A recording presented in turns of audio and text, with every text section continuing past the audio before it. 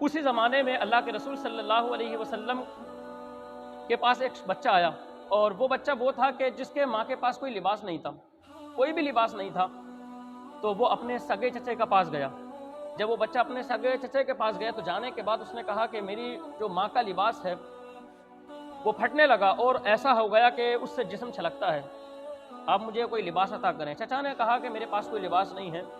تو جب وہ راستے میں گھر واپس لوٹا، کسی نے کہا کہ حرم کے صحن میں ایک نوجوان بیٹا جس کا نام محمد ہے، جاؤ اس کے پاس چلے جاؤ، جو اس کے دربار میں جاتا وہ کبھی خالی نہیں لوٹتا۔ محمد صلی اللہ علیہ وسلم جو اس کے دربار میں جاتا وہ کبھی خالی نہیں لوٹتا، وہ سبھی کی جھولی بھرتا ہے، چاہے وہ اس کے مذہب سے ہو یا نہ ہو، وہ سبھی کی جھولی بھرتا جاتا ہے، جو اس سے ایک مرتبہ سوال کر لیں۔ تو اس نے کہا کہ بڑی پیاری بات ہے۔ وہ والدہ کے پاس آیا اور آنے کے بعد کہا کہ میں ایک نوجوان کا پتہ بتایا ہے اور وہ لوگوں کی جھولیاں بھرتا ہے کہ ماں میں اس سے لباس مانگ لیتا ہوں۔ کہا کہ بیٹا وہ دین کا سودا کر لیتے ہیں، وہ دین خرید لیتے ہیں تمہارا، اور وہ تمہارا دین کا ایسا سودا کریں گے پھر تم پلٹے نہیں پاؤ گے۔ تو کہا کہ نہ، میں ابھی نادان تو ہوں لیکن اس بات کو خوب جانتا ہوں کہ میں اپنے مذہب سے کبھی نہیں روگردانی کروں گا۔ تو کہا کہ جاؤ بیٹا ہوشیار رہنا۔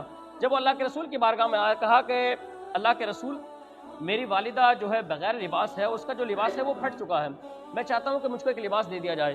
اللہ کے رسول کے پاس بھی ایک چادر تھی، اللہ کے رسول نے اپنی چادر کو کھینچا، کھینچنے کے بعد کہا بیٹا جاؤ یہ چادر لے جاؤ اور اپنی والدہ کو یہ چادر دے دینا۔ تو جب وہ چادر لے کے والدہ کی خدمت میں آیا تو کہا کہ والدہ مجھے چادر مل گئی۔ کہا کہ کچھ کہا تو نہیں؟ کہا کہ کوئی سوال ہی نہیں ہوا، کوئی جواب ہی نہیں ہوا، صرف ایک ہی سوال تھا میرا کہ مجھے لباس چاہیے، اور انہوں نے لباس دے دیا۔ لیکن کوئی سوال جواب کا کوئی وقت آیا ہی نہیں، اتنی نوبت ہی نہیں آئی، صرف لباس کی ضرورت تھی، وہ مل گیا۔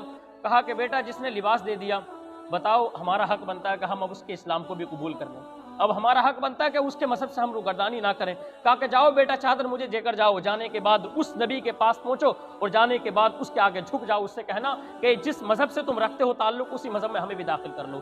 تو محمد عربی نے اس کو کلمہ پڑھایا، کہا کہ میری والدہ بھی اسلام سے مشرف ہونا چاہتی ہے۔ اللہ کے رسول نے کہا کہ جاؤ انہیں بھی اسلام کو کلمہ پڑھاؤ اور انہیں بھی اسلام میں داخل کر لو۔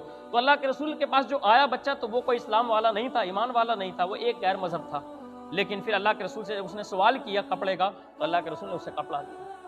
اللہ کے رسول نے منع نہیں فرمایا، اسے کپڑا دیا۔ تو ہمارا مذہب کسی کو یہ نہیں چاہتا کہ کوئی پیاسا مر جائے، ہمارا مذہب یہ نہیں چاہتا کہ کوئی بھوک سے تڑپ کر مر جائے، ہمارا مذہب یہ چاہتا ہے کہ ہر ایک کے پاس لباس بھی ہو، کپڑا بھی ہو، پانی بھی ہو، اور وہ اپنی آرام سے زندگی گزارے۔ اور اسلام کے ماننے والوں کو اسلام اسی چیز کی تربیت دیتا ہے کہ اگر آ پڑے تو اپنے جسم پر لے لینا، لیکن کسی دوسرے والے سامنے والے کو تکلیف نہیں دینا، کیونکہ یہ محمد عربی کا فیصلہ ہے۔